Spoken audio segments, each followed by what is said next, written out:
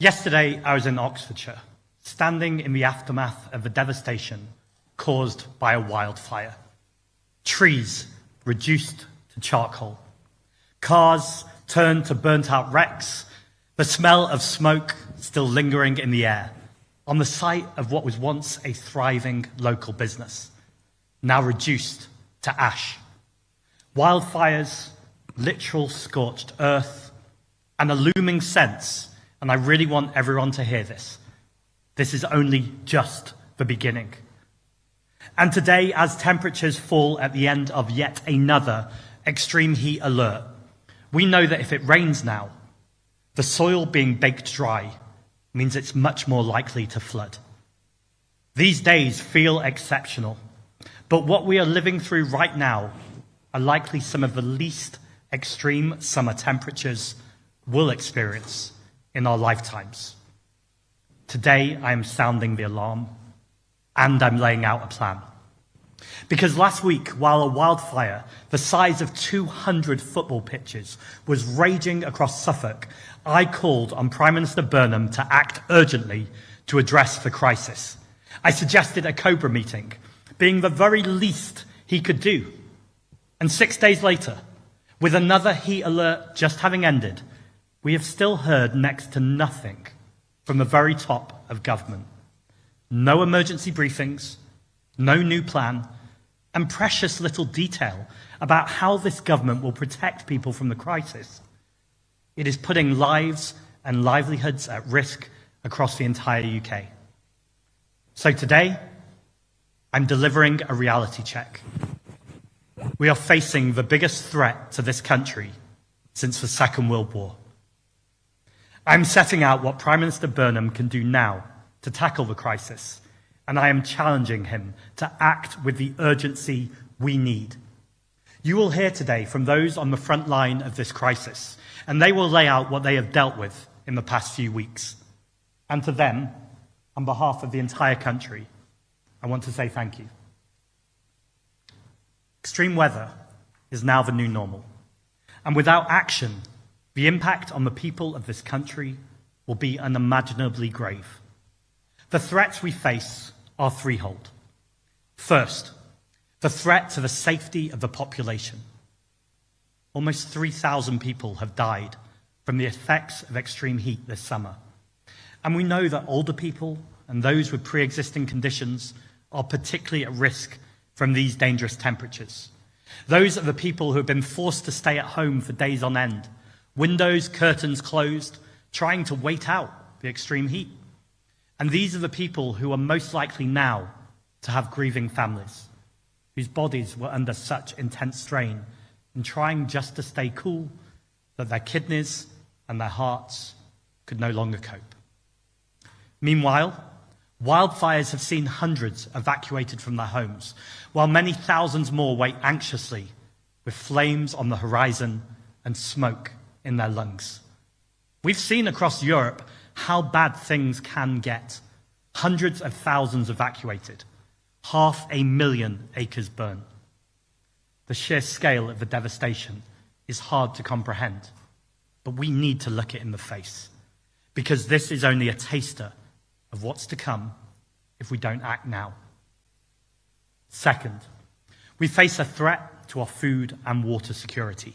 Farmers are now warning we could see food shortages after flooding, followed by drought, has decimated crops. And despite farmers working really hard through the nights to avoid the heat, food production is grinding to a halt, and our food prices are set to rise. Half of England is experiencing serious drought, and across the country, 8 of our water reservoirs are at risk of running dry. Privatized water companies that have failed to build a single new reservoir since 1992 are losing nearly 3 billion litres of water a day from leaky pipes. That's 5 times more than a nationwide hosepipe ban would even save. The threat is so severe that the UK's National Risk Register warns that if we have 3 years of exceptionally dry weather like this, we could face water rationing. These aren't distant possibilities. They're very real scenarios and they are coming straight at us down the track. Because finally, we face a threat to our very way of life. Parents, unable to take their children to the playground because the slides are so hot, it could burn their skin off. Temperatures so high, they keep us inside for days for the sake of our health. Cities feeling like ghost towns, parks turned into deserts. We only have to look across the Channel to France and Spain to see what faces us in the years ahead. Europe is heating at twice the rate of the rest of the world. Wildfires, droughts, deadly floods. The scenes we have seen play out on our TV screens are frankly apocalyptic. And yet the response from our government is to pretend none of this is happening. It is an astonishing dereliction of duty from those whose very first responsibility is to keep all of us safe. And from the media, with some brilliant and notable exceptions, we have seen more clamoring for North Sea drilling in the last few weeks than actually raising the alarm on climate breakdown. While our country has come together, people have offered shelter to those who have had to leave their homes due to wildfires. They've checked in with older neighbours to care for those who are sick because of the heat. But the government have been far, far too quiet on what is an emergency. So today you will hear from some of those on the front line of this crisis and those with vital insights into how we face this threat. A doctor, a firefighter, someone who served this country in the armed forces, and someone who has dedicated his entire career to our precious nature and wildlife. It's experts like these that this government should be bringing to the table to design a full-scale emergency response. So I want to step out from this big picture and look at some of the urgent steps that Prime Minister Burnham needs to urgently announce to protect people right now and keep us safe from what we know is coming down the track. In the immediate term, we need to keep people safe from extreme temperatures. That means a free, accessible cool space in every local area and financial support for households so they can heat-proof their homes. Second, we need a robust wildfire prevention strategy, a fire service with the resources it needs to tackle blazes when they come. And that must include firefighting helicopters when needed, and not again ever seeing the shocking sight of requiring a charity to step in to contract a private firm to help fight fires. And this should all be funded by taxing the fossil fuel giants who are profiting from fueling these infernos. And finally, to secure our water supply, prevent droughts, and protect our food system, we need to bring water back into public hands. Right now, money is flowing out of our hands into the pockets of shareholders, just like water is flowing out of those companies' leaky pipes in the middle of a drought. Every single penny households pay for their water needs to go back into strengthening our infrastructure, building new reservoirs, and protecting us from the droughts of the future. We know that these extreme temperatures, these deadly wildfires, are being driven by the burning of fossil fuels. And the sad reality is decades of inaction, of politicians allowing fossil fuel companies to profit from pumping out deadly emissions, have guaranteed the extreme weather we are seeing right now, and we will see for the rest of our lifetimes. But there is still time to stop total breakdown. So let me speak directly to the Prime Minister. If we are to secure a livable future for our children and for our grandchildren, there can be no new drilling for oil and gas. On this, the science is crystal clear. As politicians, we have a moral responsibility to do what is right for the people we serve, even when it's not politically convenient. And I know that whatever our differences, we both care deeply about the people of this country and the future of our planet. So when the time comes, I hope you will have the courage to be truthful, be brave, and hold firm to your party's commitment to no new oil and gas drilling in the North Sea, including both Rosebank and Jackdaw. Now, some will say we can't afford to make these changes. These last few weeks are showing we can't afford not to. We are facing an existential threat. People are dying. People are scared. It is time to act. And when we do, we won't just avoid the worst effects of climate breakdown. We will lower bills permanently, help our communities thrive, and give a grounded sense of hope for generations to come. I'm so proud to be joined by 4 people who, in their own ways, have dedicated their lives to this country. And so first, I am absolutely honoured to introduce Carl Benfield, a former soldier and engineer who served in the Royal Engineers for 16 years, protecting the people of this country. Thank you for your service, and I'm delighted to introduce Carl Benfield. Carl.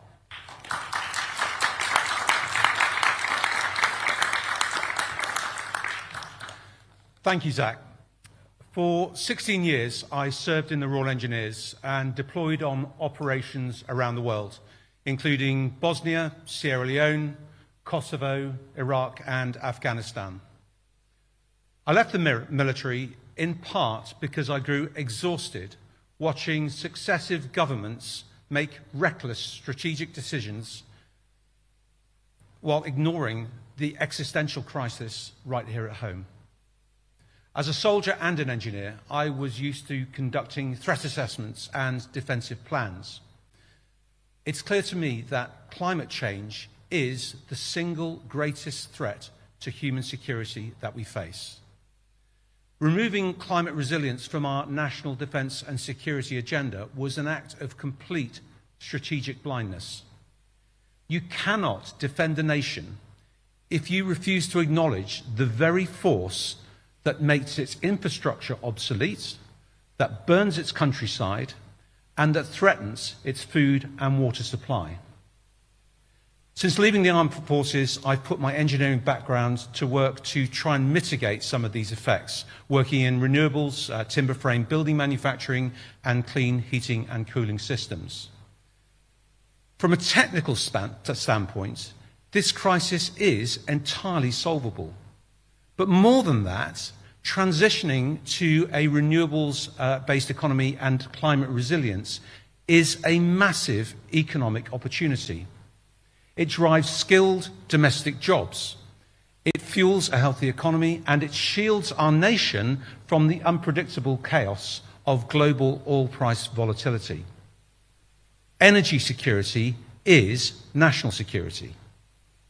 So the engineering is ready. The economic case is clear. What we lack is bold political leadership. Zack's right. A government's first duty is to keep its citizens safe. Ignoring extreme heat and raging fires isn't just complacency, it's a dereliction of duty. We need an immediate Cobra-level response. We need climate change reinstated at the top of our defence and security agenda. And we need the bold leadership of Zack Polanski for our nation. Thank you.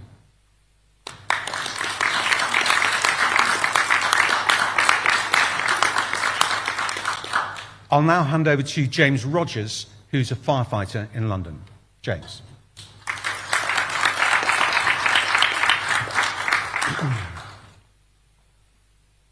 When people talk about climate change, they often talk about the year 2050. I'm a firefighter.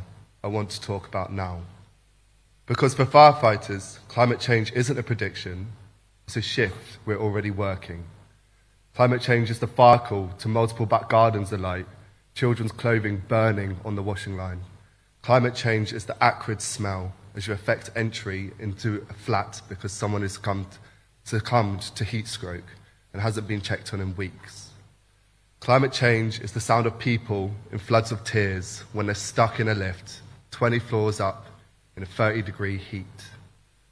Climate change is the taste of dust in your dry mouth, watching a fire sweep uncontrollably across a park you used to play football in as a child in your summer holidays. Climate change is this becoming a day-to-day reality.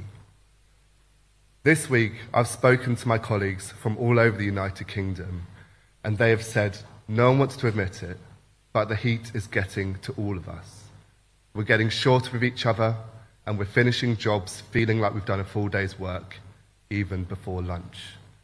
Another said, my station gets very hot inside, and there isn't a place I can find relief from the heat whilst at work. It leaves me having more headaches and brain fogs, less able to do my job. After 24 years in the job, another firefighter said to me, when are we finally going to get the workwear designed for this climate? Everyone who works in the fire brigade is feeling the exhaustion. We expect the fires. We expect the floods. We expect the road traffic collisions. What we didn't expect was for the extreme heat itself to become the emergency. Not just for the public, for the people responding to it too. Climate change is rapidly changing the conditions in which every part of our job happens. Make no mistake, we will turn up. Don't fear the sound of our sirens. It's the sound of help on its way.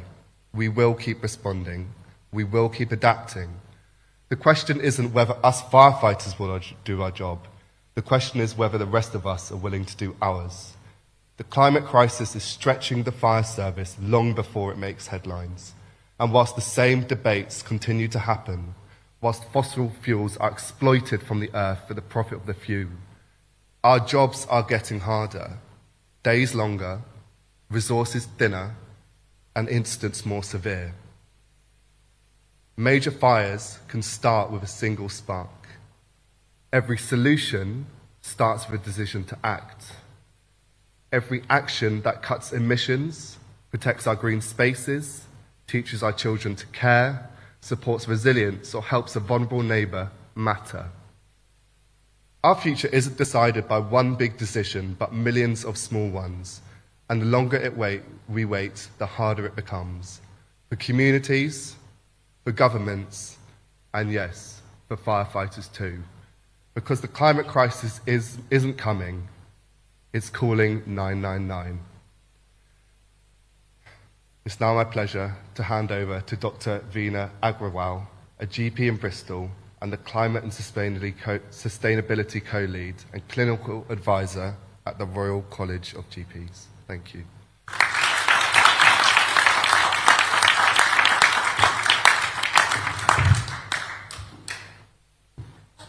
Hi everyone. The climate crisis is a health crisis. As a GP, I have been seeing firsthand the health impact of the recent heat waves.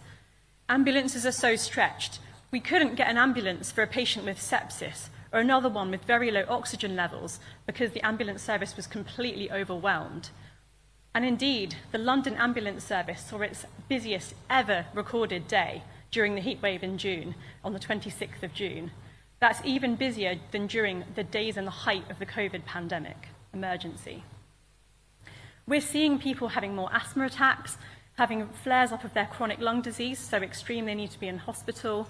More people are having heart attacks, strokes, are having falls and collapsing due to the heat, especially those who are frail and more vulnerable. We're seeing people having mental health crises, which increase when there's a heat wave, and lots of people's kidney functioning worsening and needing to be hospitalized as a result.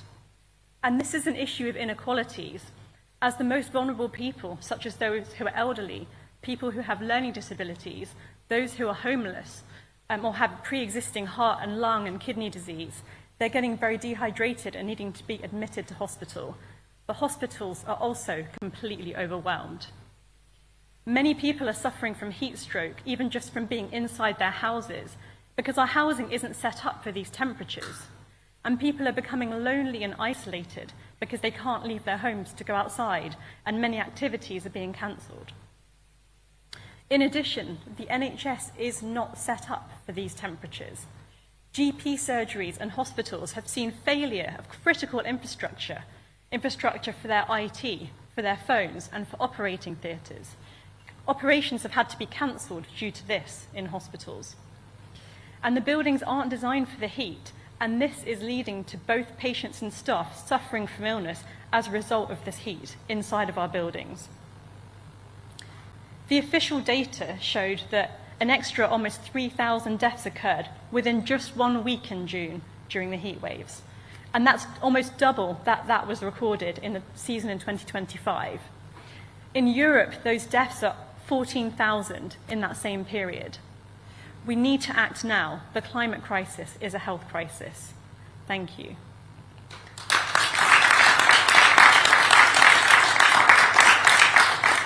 Finally, I'll hand you over to a man who probably needs no introduction, broadcaster and environmental campaigner Chris Packham.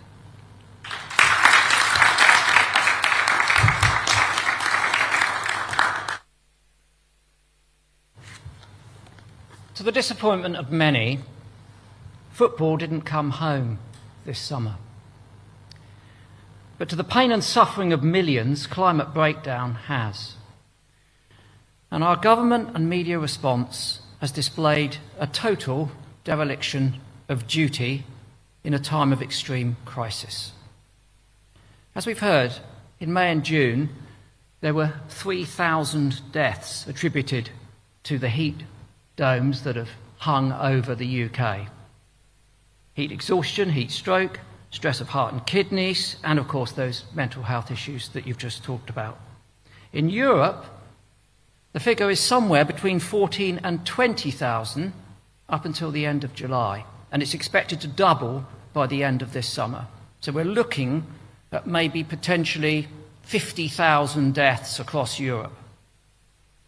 If these deaths had been the result of terrorism or a pandemic, the government would have cancelled its summer holiday, it would have held COBRA meetings, and there would be public information campaigns, the likes of which we saw during COVID, designed to protect us in this time of crisis. And yet, what do we get? We get rumours of possibly more drilling for oil and gas, and we get articles in the Telegraph which suggest that we ought to adapt to a Mediterranean climate. If that isn't reckless and irresponsible, I don't know what is.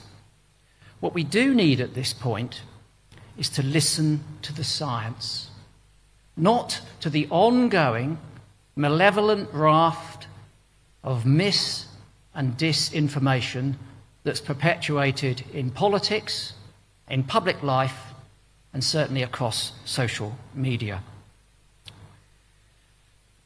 If we listen to the science, we see that the climate models that were devised in the 1990s have actually proved to be pretty accurate.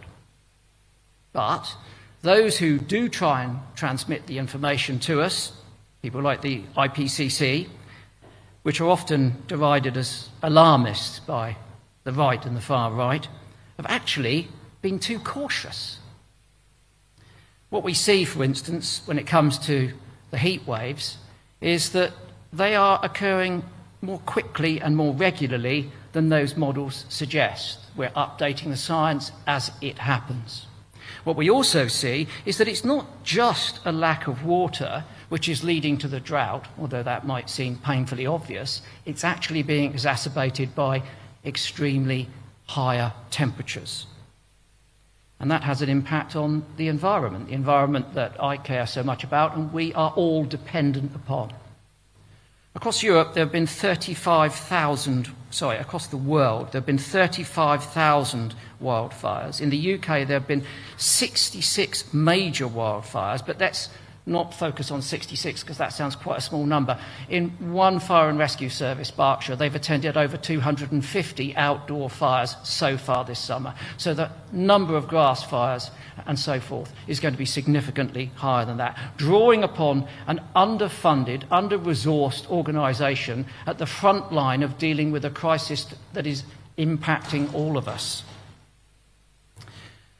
So, lives have been lost, homes have been destroyed, businesses have been ruined. The clean-up cost Just look at Palisades in America. It's incomprehensible.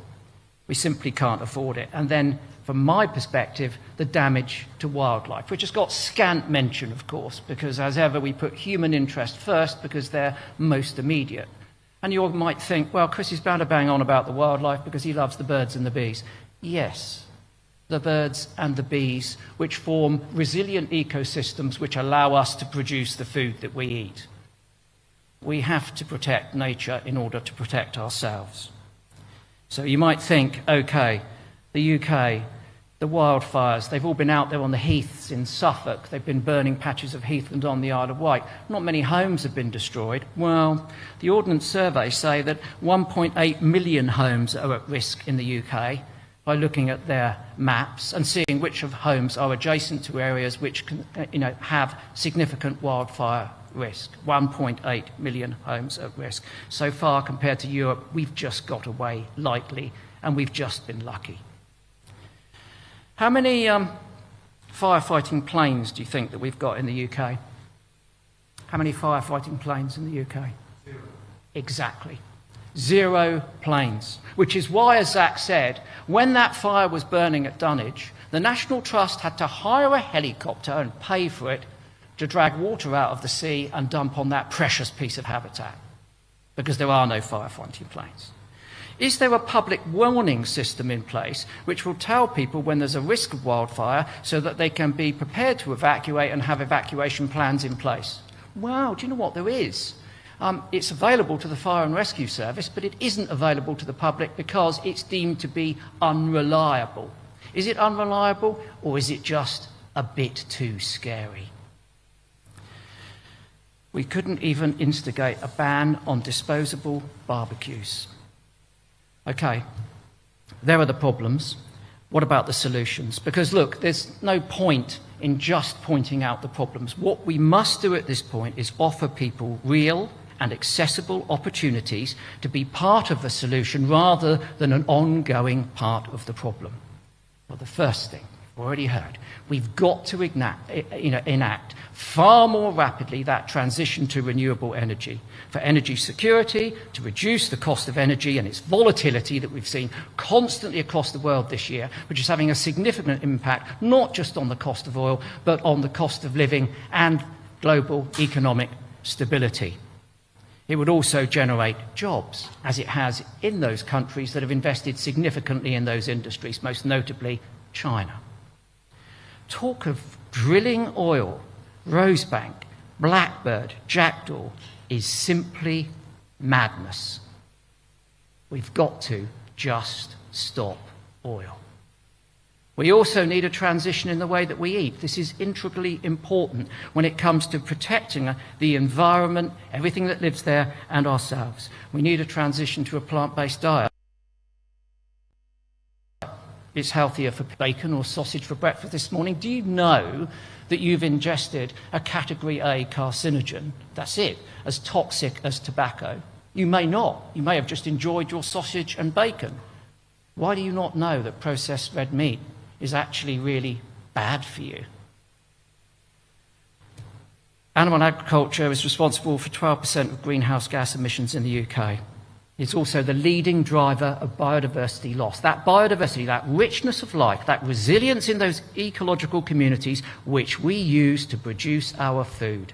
We've got to change the way that we eat and produce that food, and we've got to provide sufficient support for farmers through that transition.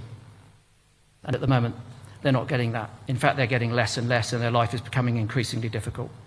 We've got to address the mis- and disinformation, and we've got to do that with positive information campaigns. We've got to have people's minds on the front foot so they know what's true before they hear the lies. Then they will question the lies. Otherwise, we know what happens. If you tell a lie frequently enough, it eventually becomes the truth. And that's what we're suffering from.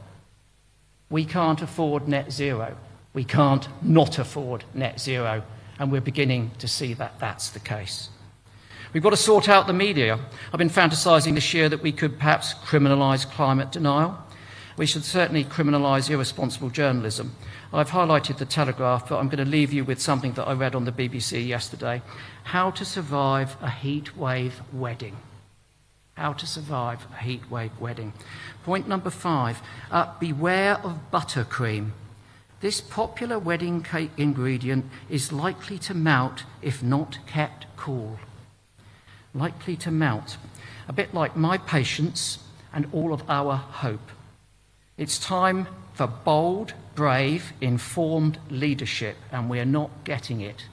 We need Andy Burnham to step up before we and our only home burn down. Thank you.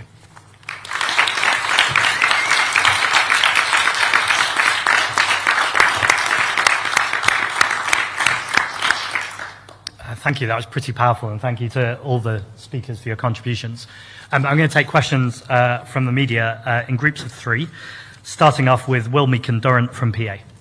I think Michael will be coming over to you. Thanks, Will.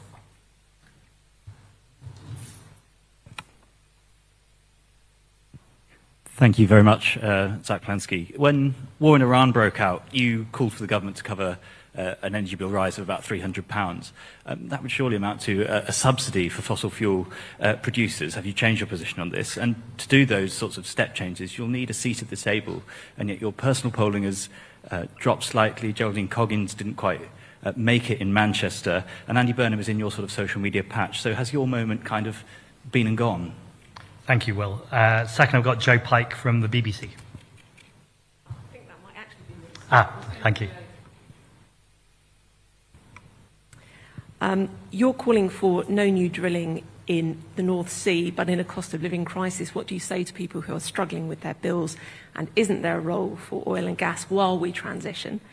And a second quick one. The Conservatives are facing a lot of criticism for their selection of Joshua Bonehill-Payne as one of their councillors. Given that your party has also faced some criticism when it comes to the selection of candidates, do you believe in rehabilitation? Thank you. Faye from Sky.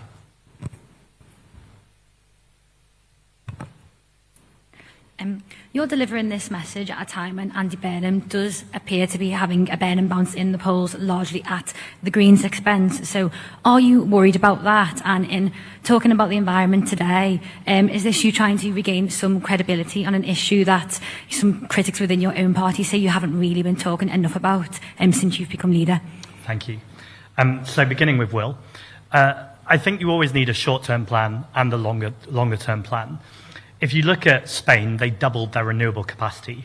And what that meant is they went from having some of the highest bills in Europe to now having some of the lowest bills in Europe. So in the long term, we absolutely need to be investing in our renewable capacity and making sure that we're transitioning to a much cleaner energy system. At the same time, if people can't heat their homes right now, that obviously has to be the emergency issue. So when the war in Iran broke out, that's exactly why I called for subsidies. What I think we really need to look at is the £2.7 billion that we're giving as tax breaks to the fossil fuel companies that we should be ultimately putting into retraining workers, for instance, and making sure that we have jobs for the future in renewables, in nature, in the caring industries.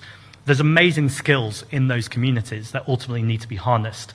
And what we can't do is keep telling people that we can keep drilling for oil and gas. I'm going to come on to jobs in a second, but it's important to say somewhere like Jackdaw, reports show that would be 27 new jobs. It's just absurd misinformation to claim that we need to keep drilling for jobs, putting aside the fact that we're having an existential threat to our planet. So, of course, we need to transition. On poll ratings, and it's similar to the question Faye asked, and the first thing I'd say is I'm really proud of Geraldine Coggins and the campaign that everyone ran in Greater Manchester. It's important to say that we upped our vote share by 80%, which I would say is a pretty impressive increase in a couple of years. On top of that, when you look at every single borough in Manchester, there's one borough where we remain the same in vote share. In the other 9 boroughs, we increased, and in many substantially. So I think there's really, really strong growth there. I think it's also important to recognise the context that Prime Minister Andy Burnham is having a honeymoon, and good luck to him on that. He was a very popular mayor of Greater Manchester. He's become the Prime Minister. He's doing announcements every single day. I think you as the press will be the first to acknowledge that there's often very little substance to the announcement, and we're going to have to wait until October to see what happens at the budget. Look, taking my leadership role aside, I'm also a citizen of this country. I want this government to do well. I want them to lower bills. I want them to tackle the climate crisis, the nature crisis. And if they do all of that, then yes, that might make things harder for the Green Party. But I welcome that, because then what we can do is focus on making things even better. And I think my biggest achievement, or one of my biggest achievements in my coming up to a year of being leader of the Green Party, was toppling a very unpopular Prime Minister. I'm in no doubt that if we had not won Gorton and Denton, Keir Starmer would not have had the leadership crisis he had, and we wouldn't have had the version of Andy Burnham turn up that criticises neoliberalism. And obviously I very much agree with that, and that's something I've been talking about all year, and something the Green Party's been talking about for decades. The criticism isn't enough, though. If you criticise the problem, but don't offer the real credible solutions to change that problem, then people will ultimately get sick of you. And I think what I really hold on to is ultimately we have truth on our side. Because if Andy Burnham kind of wants to keep kicking things into the long grass and talks about drilling in the North Sea, for instance, reality will catch up on him.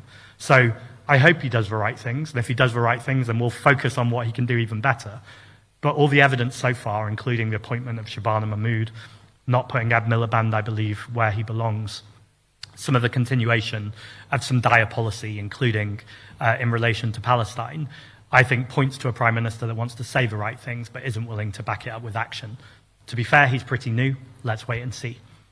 On the North Sea, I think I've partly answered that. I think the important thing here to say is that if we decarbonise by 2050, that would cost less than a single energy shock. And we've now had 2 energy shocks in just a few years. So the first thing to say is we cannot keep waiting. We cannot keep hoping for magic technologies. The technology already exists. What is lacking is the political will to overcome barriers. Those barriers aren't even particularly strong. They just require leadership. And we often talk about how to invest in things and the bond markets. And it is important to recognise that we need to take the bond markets with us. But one of the ways we do that is by having a clear plan that is visionary, that people can get behind. Now, that clear plan clearly has to tackle inequality in our society. It clearly has to tackle the jobs crisis and making sure that we're tackling unemployment. But it absolutely has to have climate and nature at the heart of it. These are the fundamental risks to us as a civilization. If we don't have nature, we don't have anything. Everything collapses. And I thought Chris's phrase was brilliant. Like, you can obsess about the birds and the bees, but actually what you're obsessing about there is, one, nature in itself, which is intrinsically important, but also, even if you take the most selfish perspective, we need those birds and bees. We need those pollinators. We need those food and ecosystems to survive and exist. On councillors, I don't know the individual circumstance of this individual councillor, so I'm going to be careful about wading in on a case that I don't know the detail on. But I do believe in rehabilitation. I think someone can say something or even do something and make a mistake.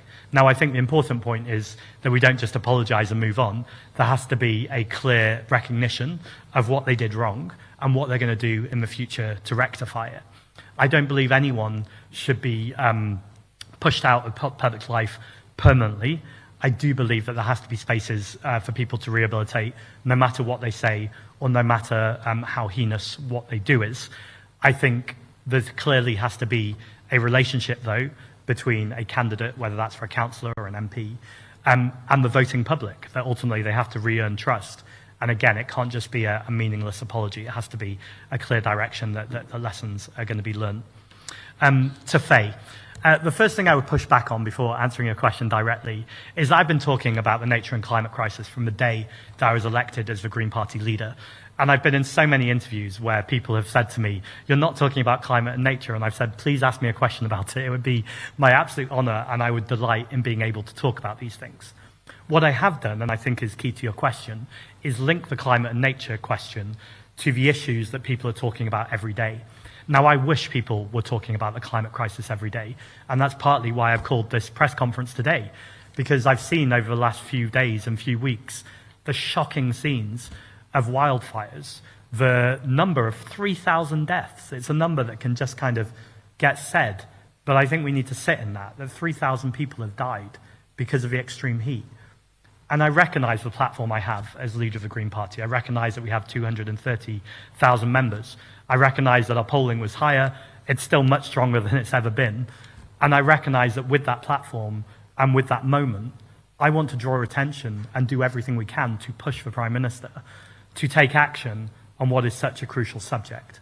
Now, I've focused on the climate and nature crisis today, but we already heard from our guests as well that this does link in. This is a way to lower bills. This is a way to transform some of the inequality in our society.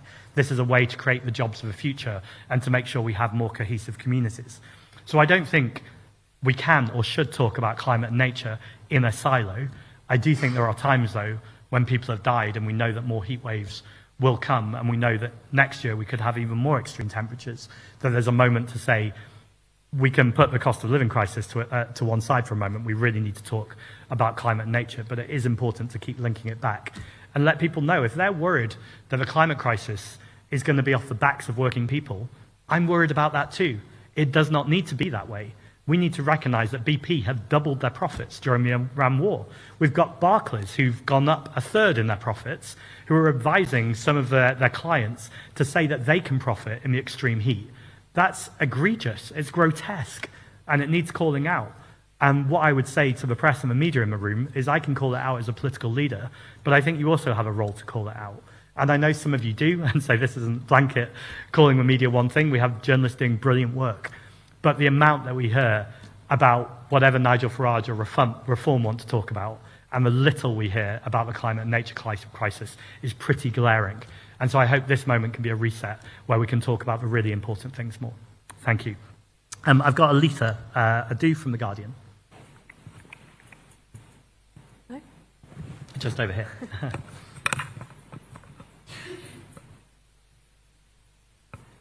Thank you. Mr. Polanski, Parliament's in recess right now. As you rightly say, over the last few weeks, thousands of people have died, and we're seeing severe droughts. Why have you waited until now to deliver this so-called, reality check to the government? I mean, you have been on major platforms. You have a major platform yourself. Are you struggling to make this a defining sort of issue for your leadership instead of what it seems to be as your mishandling of your social media accounts? And just on the Tory candidate, if I may, Joshua Bonehill-Payne led a sustained campaign of anti-Semitic abuse against Luciana Berger. As a Jewish party leader yourself, do you really think that Kemi Badenoch's defence of him was right? And finally, just to be a bit cheeky, the chair of the EHRC has accused a number of Green Party-led councils of being performative by refusing to implement the law on single-sex basis, given she says they will essentially be obliged to follow the law. What's your response to that? Thank you, Alita. Bethany Dawson from LBC.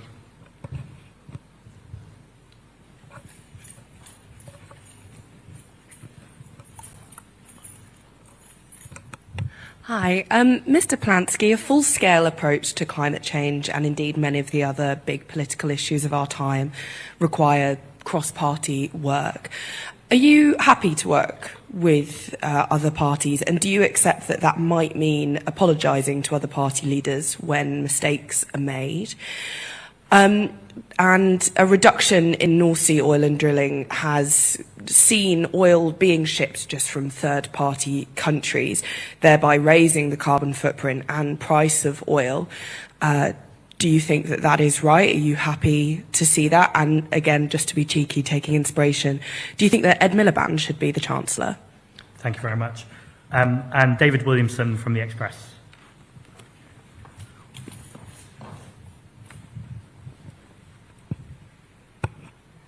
Thanks so very much.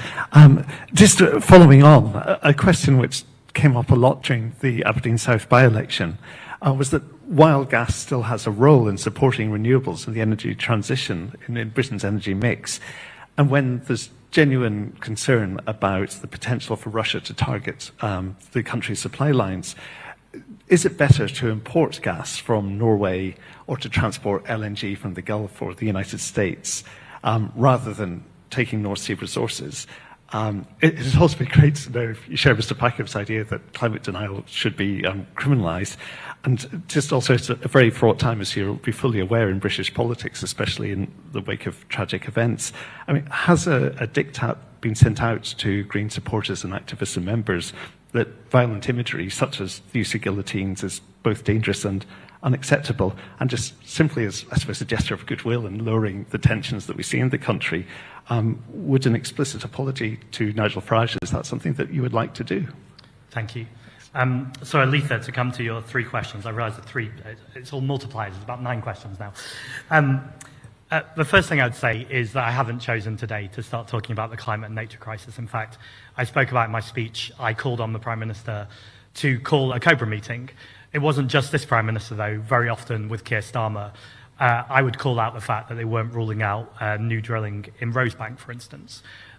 We know that there's been some trickery in language from the Labour government in terms of the manifesto, in terms of what is called new oil and gas.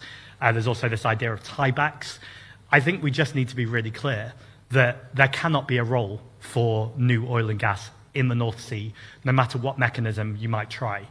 Now, that is not me just saying that as a political statement. That's a geological statement. We know that most of the reserves of oil and gas in the North Sea are going to go dry. So when they say to workers, oh, we're protecting your jobs, this is about the jobs of the future in the North Sea, that's just a lie. There will be no future jobs in the North Sea. What we need to be doing is investing. Now, this links with 2 of the other questions slightly. This is not about turning the taps off on oil and gas overnight. This is recognizing that we need to do this transition. Now, the best time to do this transition would have been decades ago. In fact, we could go further back than that, when the fossil fuel companies literally knew the effects and the damage that they were doing to this planet. They sat on the report, they sat on the information, they sat on the science. So that would have been the best time to do it, was to notice when we were destroying the planet. We can't rewrite history, but what we can do now is treat this with the urgency it requires. And so what today is a step up in urgency. I have been calling for this. I'll continue to call for this. And very rarely do I talk about housing, for instance, without talking about the fact that we need passive house standards. All that means is, that the houses are the right environmental standards. So they're insulated properly and we're not retrofitting them a few years later. That they're warm in the winter and cool in the summer, which is obviously very relevant to our conversation right now. Anti-Semitism is an incredibly serious subject. And as you say, as a Jewish person, it's something that affects me directly, affects my family directly, and there can be no place for anti-Semitism in our society. That's the same for any form of hate crime or any form of discrimination. It's also true that someone can say things, and I'm not saying this happens in this individual case, when people are younger, when they're a teenager, when they're on social media. And I don't think people should be held to the standard of what they might have said years ago that they no longer believe.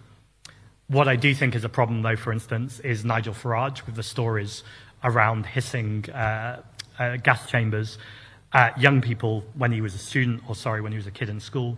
We've had several reports of those, and I don't think he's ever quite denied it. He just said no harm was meant by it. Now, I think if he apologized for that, or if he recognized that wasn't the right thing to say, then that's a different conversation. I think what I'm more interested, though, is what are people's views today, particularly if they're standing for election. What do they believe? What are their values? And how do they act? And I'm most concerned not with what's going on in their heads, but what's happening with their behavior. And so I think there's an active question about Kemi Badenoch's candidate, about what do they believe now, how are they acting now, and do they recognize what they said was wrong and why? And again, I don't think that's just about saying it was wrong. I think there has to be a deep recognition of what it is. I think 2 things can be true at the same time, that anti-Semitism can be totally intolerable in our society, and we can extend compassion and forgiveness even to those people who disagree, or even those people who have shown hate towards us, if they have genuinely learned and rectified. And I think that is nuance, but I think we need nuance in our politics. Talking about nuance, the EHRC guidelines. I think these guidelines have been unworkable from the very beginning. And we know that trans people have been deeply concerned about what has been a pretty constant hate campaign towards them, to the point where the only kind of coherent response, I think, to seeing what is happening in relation to trans people is that some people just don't want them to exist in society at all, or to have a place where they can go to the toilet. I think the very obvious questions is how unworkable this is for businesses and service providers, that if you're asking people to provide a third space at all times, how are you funding that? Not to mention the fact that third space is pretty discriminatory against people in terms of how they identify. I also think it's very obvious that if you run it through its full conclusion, is a trans man now meant to use a cis woman's bathroom? That clearly wouldn't be acceptable to almost anyone in that situation. So I think it's clear that the guidelines are unworkable. What I'm much more interested in then is yet another culture war, or yet another example where trans people are harassed or victimized or treated badly, or frankly where cis women feel like their views are not being heard. I want the government to actually come up with a plan that is workable, that recognizes that we can both and must respect the right of women, where we have a huge issue with violence of women and girls in this country, but to note that violence against women and girls often comes from a partner or someone in the family and not a trans woman, and to recognize that we must respect trans people's rights to be able to go about their daily business and their daily life. I think all of that is possible when you move aside the culture wars and actually listen to people and make sure that we bring workable guidance. But the idea of creating guidance that's unworkable and saying to everyone, off you go, good luck, that's clearly not okay and it's not acceptable. Bethany. There we go. Bethany, you asked me about, you're going to have to repeat the question, I'm sorry.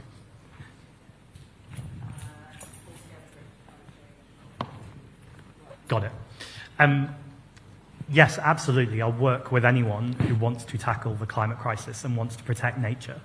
This issue has to be above party political kind of, this issue has to be above parties. It has to be about how do we protect people, how do we protect the planet, and how do we lower people's bills. Now, at the same time as saying that, two things can be true at the same time. Vested interests have really corrupted this debate.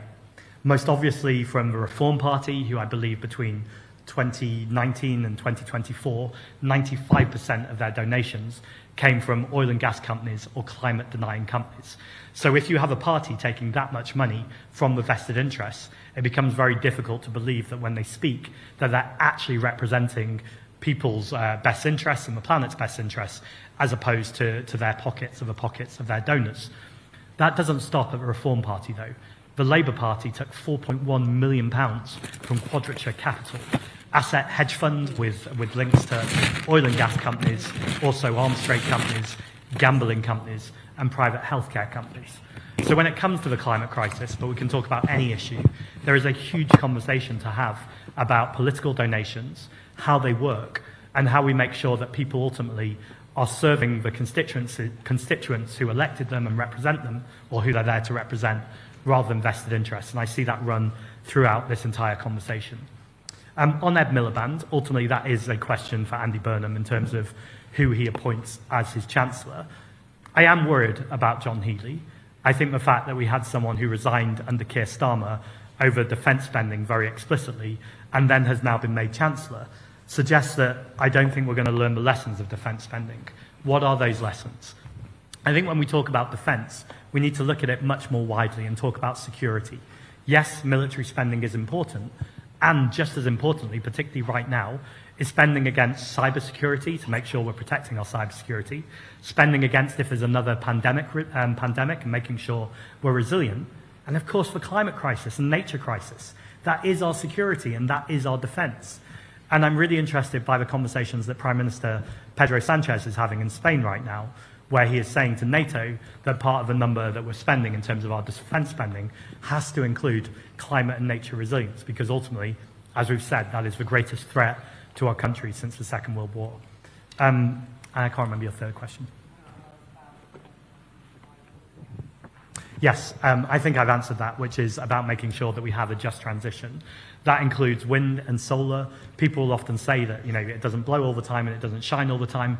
That is true, but what is also true is it's predictable, and there are ways of using technology, both through battery and also demand supply, and making sure that we're building a coherent, variable energy supply that uses different ways of doing things. This is not about shutting off oil overnight, but it's recognizing that actually we don't need that oil in the long term.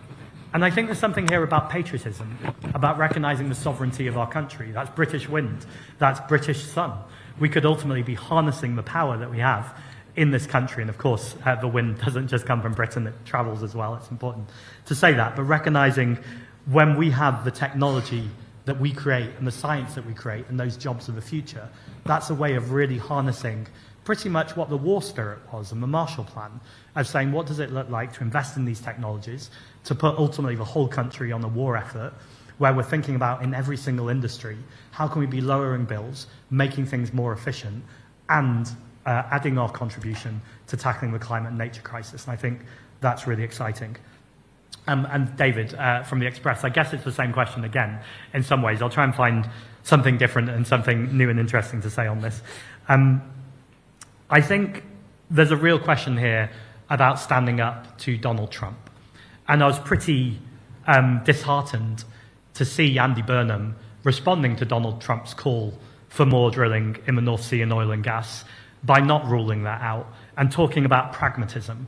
And it does feel like pragmatism has become the new code for difficult decisions, because we always see difficult decisions for disabled people, for migrants, for trans people, for people who are unemployed and trying to get on the job market. We very rarely see difficult decisions for fossil fuel companies, for multimillionaires and billionaires. And I think there's a conversation to be had. Should fossil fuel companies be earning or making a single penny of profit at the same time as we're seeing these disaster crises? I think there's a conversation to be had about every single penny of excess profit that those fossil fuel companies making going straight into wildfire prevention, straight into tackling the climate crisis and climate adaptation. It makes me sick to think of people like James and firefighters who are going out bravely and doing that work to tackle these wildfires, to put their lives in danger, while we know that burning fossil fuels is what is making these wildfires more intense and more frequent.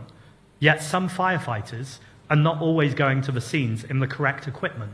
There was a whole conversation particularly about women firefighters and the fact that when the uniforms weren't gendered, or they didn't have enough uniform for women firefighters, they were having to wear the same as the men, these heavier uniforms, that meant when they were in dealing with fires, the exact moment where you'd want their brains and their thoughts to be on nothing but how to tackle the fire, they're in the uncomfortability and dangerousness of what they're wearing. Now, I don't blame the fire brigade for that a moment.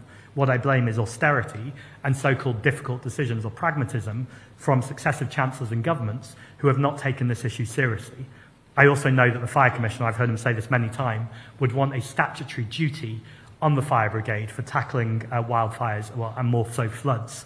It's not right that when there's a flood, in particular, governments understandably turn to the fire brigade, various fire services, and say, you know how to deal with this, off you go.